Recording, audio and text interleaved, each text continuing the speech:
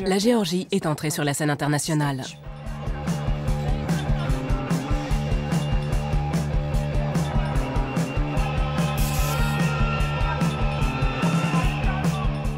Les drapeaux européens sont ici un symbole de protestation. Ils sont présents dans toutes les manifestations contre la loi sur les agents étrangers. Cette loi est un rapprochement avec la Russie, au détriment de l'Union européenne. Et la jeune génération veut éviter ça. Car la récente obtention du statut de pays candidat à l'adhésion à l'Union européenne a fait naître beaucoup d'espoir.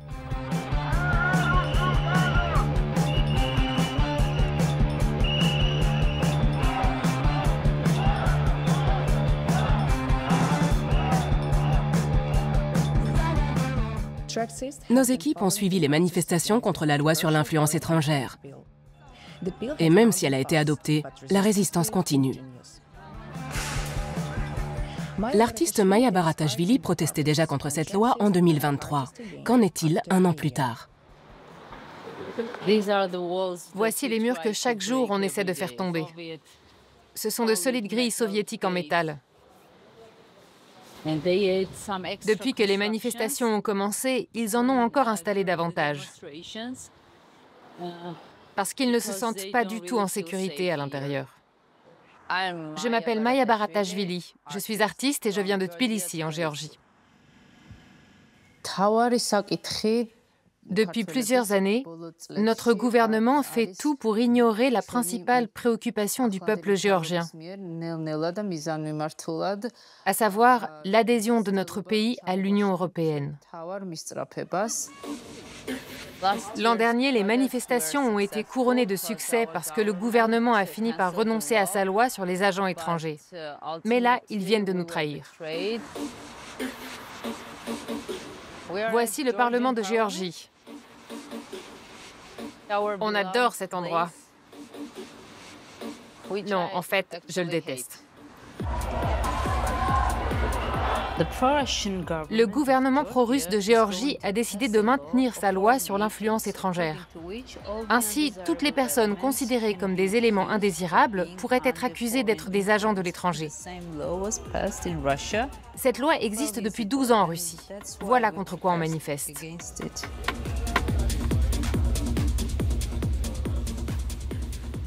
Le texte de loi fait aussi mention d'une obligation de transparence. Mais ironiquement, il ne s'applique pas aux organisations russes présentes en Géorgie. Tout ça, pour rappel, c'est la Russie. Ce gros machin-là. Et ça, c'est la Géorgie. Ici. Et là, regardez.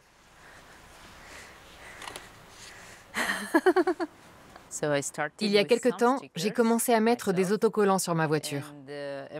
Et depuis, il y en a tout le temps des nouveaux. Comme ces deux-là, par exemple.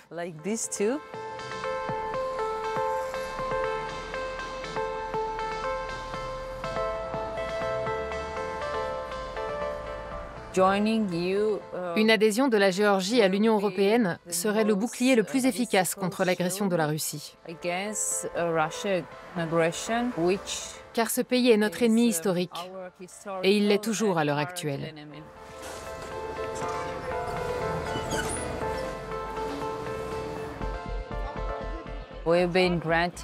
En décembre 2023, nous avons obtenu le statut de pays candidat pour adhérer à l'Union européenne. Il y a eu des scènes de liesse dans toute la Géorgie.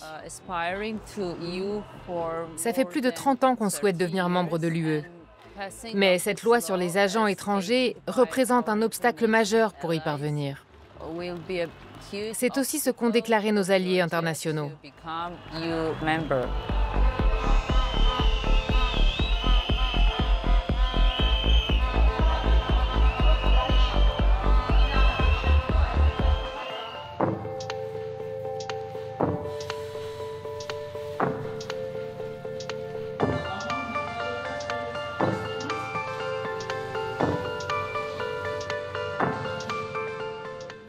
Mon fils est adolescent et il va lui aussi manifester.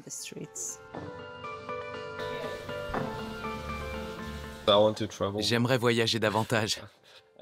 Et surtout, je veux être libre dans mon pays. Raconte un peu ton expérience en manif. Je trouve ça intéressant. L'an dernier, j'ai déposé une tête de porc devant le Parlement.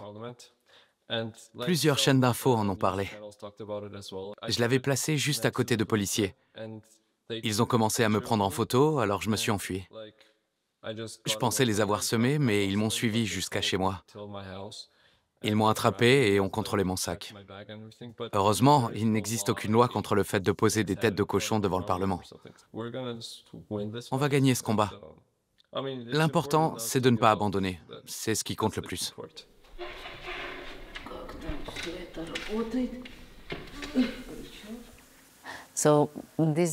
Voici des œufs de Pâques en céramique que je viens récemment de peindre. J'ai aussi écrit dessus « Non à la loi russe ». L'espoir est pour nous la chose la plus importante en ce moment. Mais dans une situation aussi tendue, on ne peut pas tout miser dessus. Il faut agir davantage.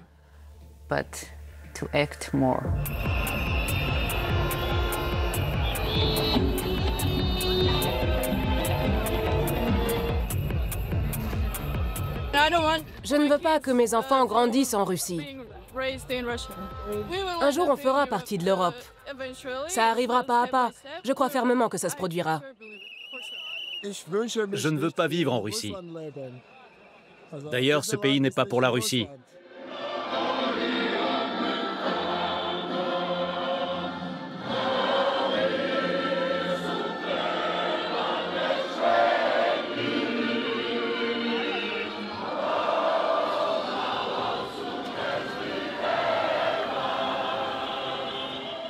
On ne veut pas de la Russie. On connaît la valeur de notre liberté, de notre indépendance, et on se battra toujours pour ça. Nous sommes Géorgiens, de vrais combattants.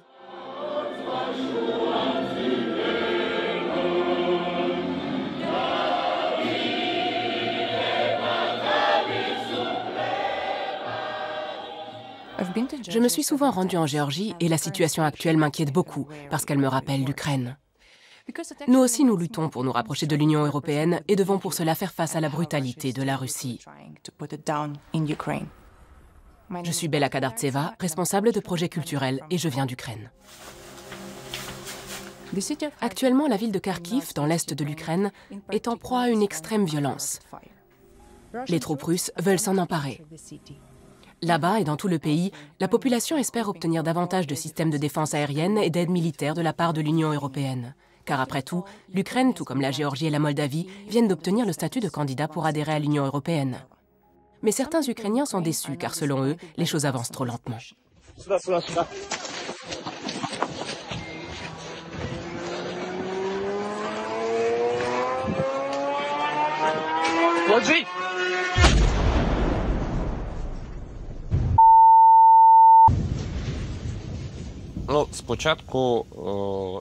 Depuis le début de l'invasion russe, le travail de tous les journalistes a beaucoup changé en Ukraine. Je crois qu'aucun de mes collègues n'avait prévu de devenir reporter de guerre.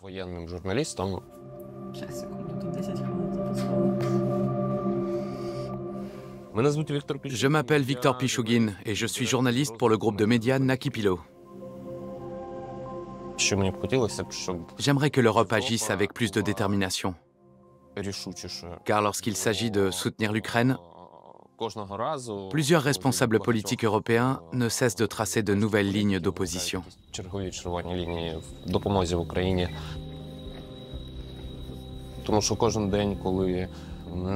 Chaque jour que nous passons sans recevoir d'armes coûte la vie à des soldats ukrainiens et également à des civils qui auraient préféré vivre en paix.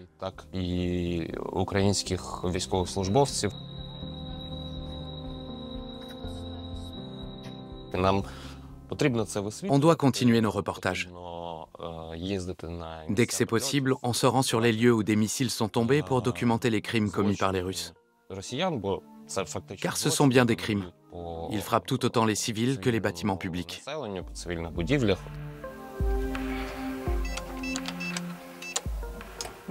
Nakipilo existe depuis maintenant 10 ans. En 2022, on a emménagé ici parce qu'on pensait que c'était un endroit sûr.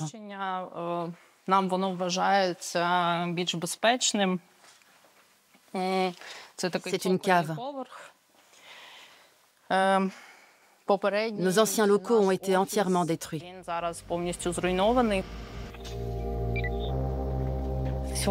Aujourd'hui, Kharkiv a été attaqué à 3 reprises. Vous entendez l'alerte aérienne? Notre plus grand défi consiste à ne pas nous faire tuer quand on arrive sur place.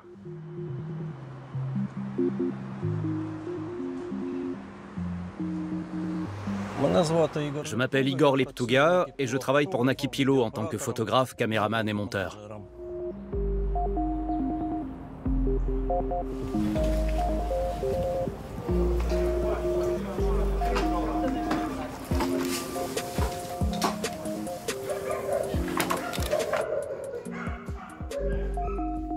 On vient d'arriver sur le lieu de l'attaque.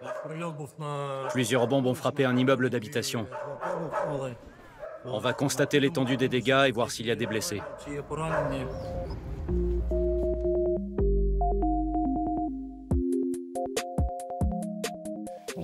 Je comprends que l'Europe soit peut-être un peu lassée par toutes ces mauvaises nouvelles. Nous sommes nous-mêmes très fatigués.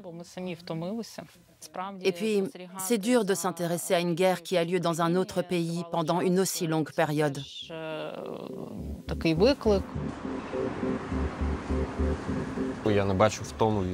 Je ne constate aucune lassitude envers cette guerre dans des pays comme l'Estonie, la Lettonie et la Lituanie. Ils savent très bien que si l'Ukraine perd, ce seront eux les prochains. Voilà pourquoi ils nous aident par tous les moyens. Nous avons besoin d'un maximum d'aide, car il est peu probable que la Russie s'arrête à l'Ukraine. Malgré les bombardements, Kharkiv reste une ville vivante. Parce que les gens d'ici sont entêtés. Ils n'abandonneront pas et ne partiront jamais. Quoi qu'il arrive, ils resteront ici. Notre ville respire. Et ça, c'est un message très fort.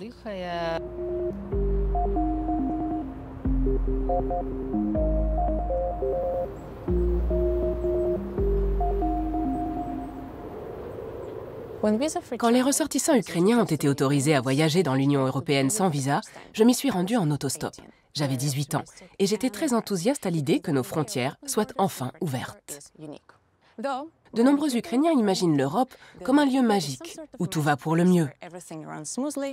Un peu comme s'il suffisait d'en faire partie pour que nos problèmes soient résolus. Mais la crise financière qui a frappé la Grèce en 2010 prouve que c'est loin d'être le cas. La Commission européenne, la Banque centrale européenne et le Fonds monétaire international ont imposé de sévères mesures d'austérité à la Grèce. Brusquement, l'Union européenne n'a plus été synonyme d'opportunité, mais d'inquiétude et d'humiliation.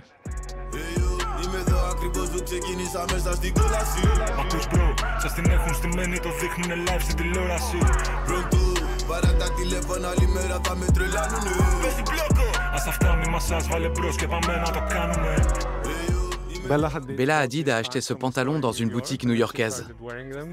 Elle a commencé à le porter et c'est devenu un best-seller.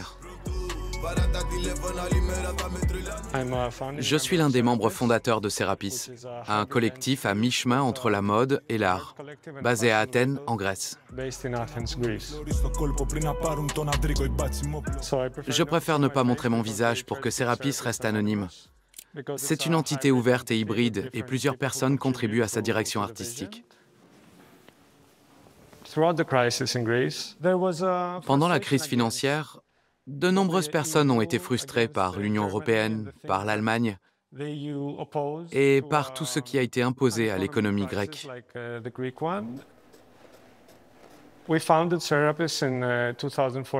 On a fondé Serapis en 2014, en pleine crise.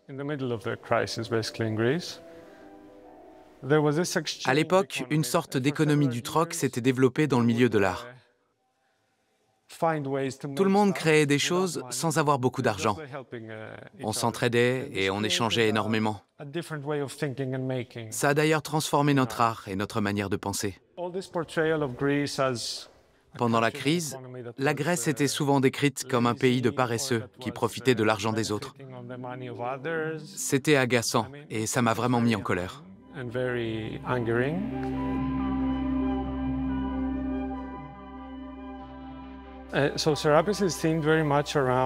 Avec Serapis, on fait souvent référence au monde maritime et à son commerce. On travaille beaucoup avec du nylon recyclé à partir de filets de pêche. C'est d'ailleurs avec cette matière qu'ont été faits ces t-shirts en maille. Quant à ce tissu, il a été réalisé avec des filets récupérés dans les mers grecques.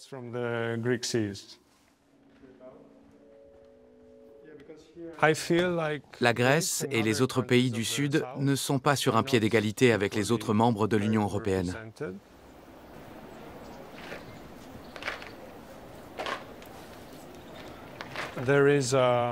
La pression exercée sur nous n'est, à mon avis, pas du tout justifiée. En plus, elle ne profite qu'à certains pays. Je souhaite vraiment que cette situation change.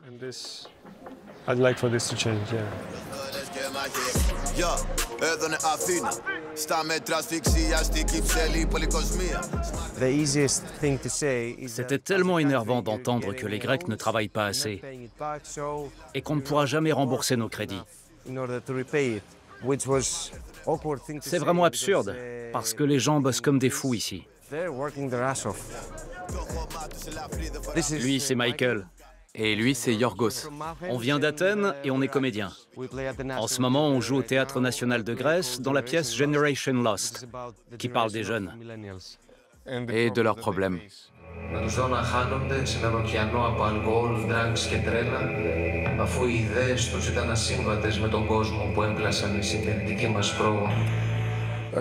J'ai commencé à travailler pour le théâtre en 2020. Et moi en 2012, au beau milieu de la crise.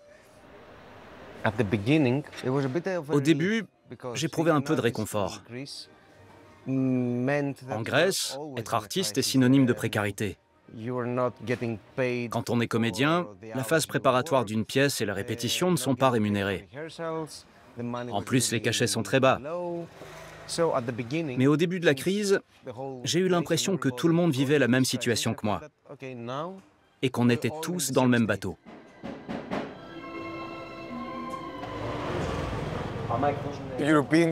L'Union européenne n'a rien appris de cette crise financière. Elle est en train de répéter les mêmes erreurs. Le problème n'a pas été traité de façon réfléchie. On a simplement trouvé une réponse rapide pour masquer le problème sans le résoudre. Les mesures d'austérité imposées à la Grèce devaient permettre d'atteindre certains objectifs. Mais les problèmes sociaux ont été complètement ignorés. Ils n'ont pensé qu'aux chiffres. C'est comme dans le football. On dit souvent que le niveau d'une équipe se base sur son joueur le plus faible. L'Union européenne devrait réfléchir de cette manière et penser davantage à ses membres les plus fragiles. Ce n'est qu'ainsi qu'elle pourra agir avec unité. Si on veut tous vivre ensemble, il faut trouver un moyen pour que ça fonctionne. Et aussi adopter un système valable pour tout le monde, et pas seulement pour certains pays.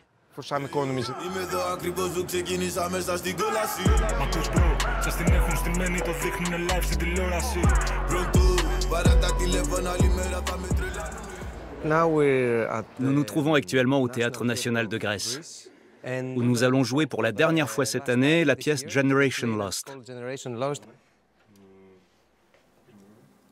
Souhaitons la bienvenue à l'équipe d'Arte. Soyez gentils avec eux et répondez à toutes leurs questions. Merci beaucoup.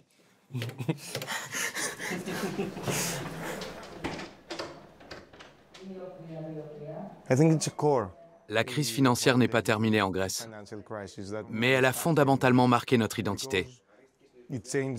Elle a aussi changé notre façon de penser, de rêver, de travailler et de construire un avenir meilleur. Mais cette peur du déclin économique a également forgé notre pensée politique. Pour nous, il est plus facile d'imaginer un univers dystopique qu'un monde dans lequel on serait vraiment lié par des valeurs comme la solidarité.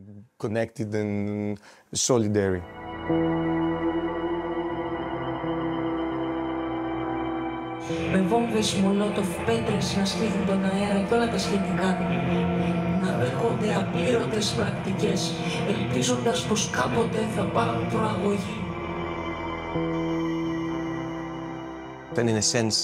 En un sens, c'est vrai qu'on a l'impression de faire partie d'une génération perdue.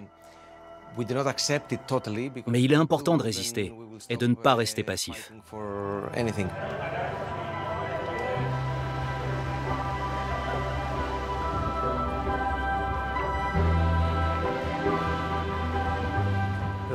Voici le port du Pirée.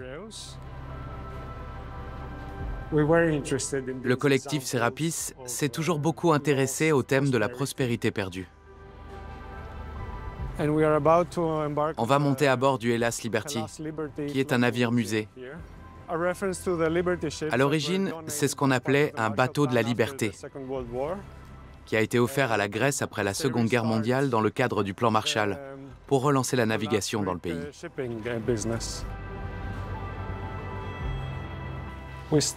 Aujourd'hui encore, on impose à la Grèce des mesures qu'elle est contrainte d'appliquer. De nombreuses entreprises publiques ont par exemple été privatisées. Ça a été le cas de notre compagnie d'électricité, de chemin de fer et aussi de télécommunications. À long terme, c'est quelque chose qui sera dommageable pour l'économie grecque.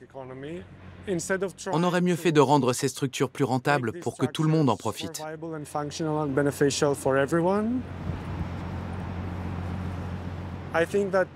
Si l'Union européenne continue d'agir comme elle le fait, sans changer sa feuille de route en faveur des pays du Sud, alors certains États membres, dont la Grèce, ne devraient plus en faire partie.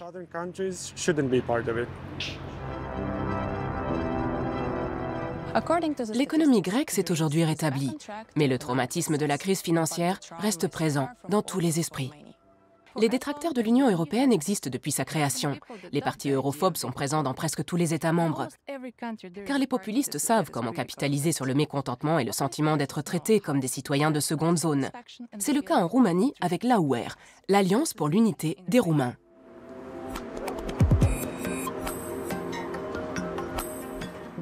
Ces ultranationalistes se mettent en scène comme un parti anti-système et pourraient bien arriver en tête des prochaines élections européennes en Roumanie. Car leur euroscepticisme est bien reçu, en particulier auprès des jeunes.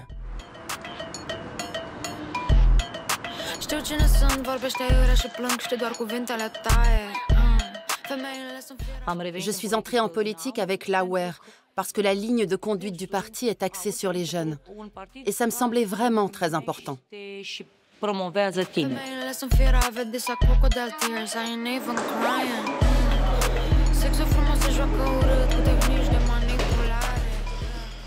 Je m'appelle Maria Ingou et je pratique les sports de combat. Je suis à la fois entraîneuse de kickboxing et très active dans la vie politique.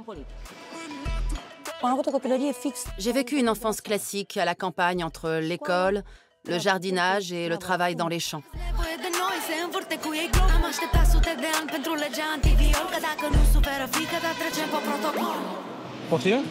Tu n'iras pas voter, toi? Non. Parce que je trouve qu'aucun parti politique ne s'adresse vraiment à nous, les jeunes. Personne n'agit pour les enfants, les adolescents, ni les jeunes adultes.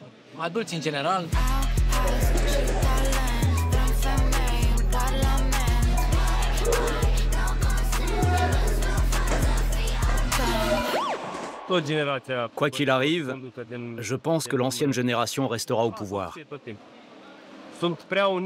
Ils sont beaucoup trop unis et puissants. Et les jeunes ne pourront pas changer la donne.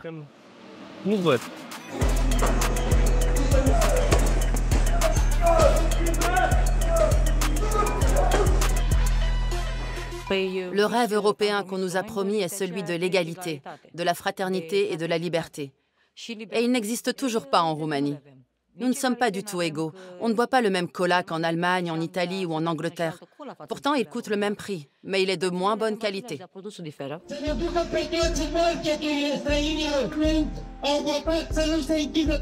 We are trying to identify ourselves as rich people and members of the European Union, but we are in reality second-class citizens.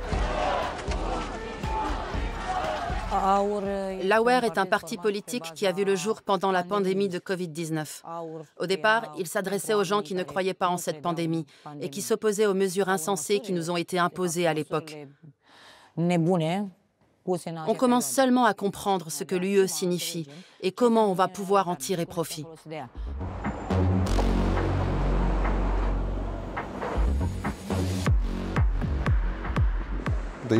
L'AWER n'est rien d'autre qu'un parti populiste et superficiel.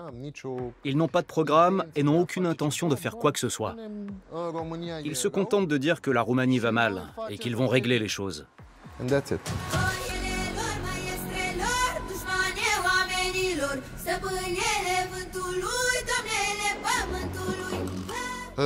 Je m'appelle Silviu Istrate, plus connu sous le nom de Silviu Fayard. Je suis créateur de contenu et nous sommes ici chez moi, dans mon studio. Selon un sondage national, si les élections européennes avaient lieu dimanche prochain, l'AWER obtiendrait le plus de voix chez les 18-35 ans. Mon avis là-dessus? Je trouve ça très bizarre.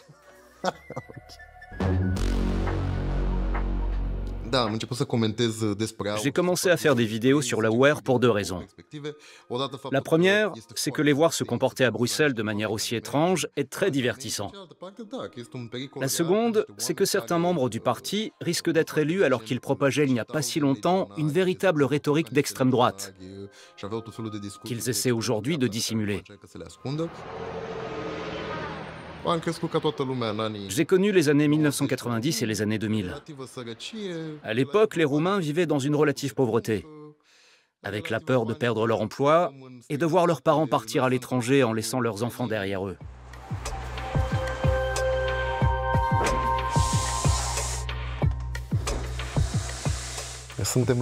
Nous voici dans mon bar à cocktail, le Teoria. Je pense que le succès de l'AWER n'a pas grand-chose à voir avec l'idéologie des jeunes. C'est plutôt lié au fait qu'à part eux, personne ne s'adresse aux moins de 35 ans. Vraiment personne. L'AWER poste tous les jours sur les réseaux sociaux.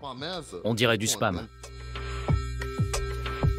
The only things promoted here in Bucharest and in Budapest and in Warsaw by the US Embassy and the European Commission is that we are savages because we believe children are born from a man and a woman. Les prix en Roumanie sont les mêmes qu'en Europe de l'Ouest, mais les salaires sont beaucoup plus bas.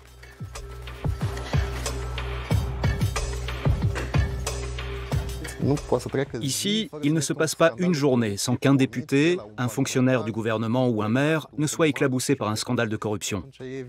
Plus personne n'a confiance en ces institutions.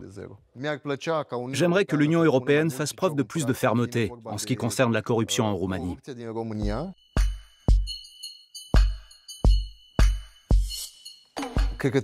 Les jeunes font davantage confiance au Parlement européen et aux autres institutions européennes qu'au Parlement et au gouvernement roumain.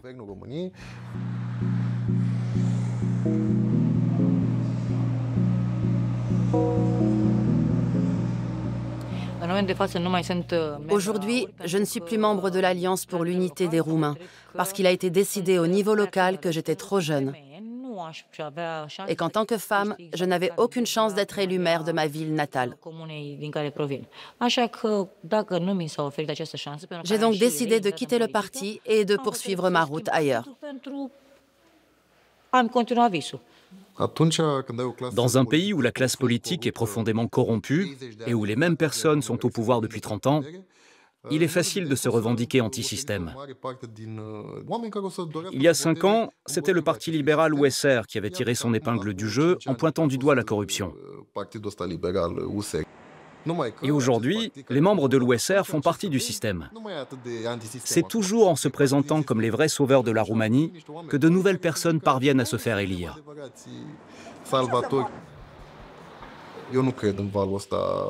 Je ne crois pas à cette vague ultra-conservatrice et ultranationaliste.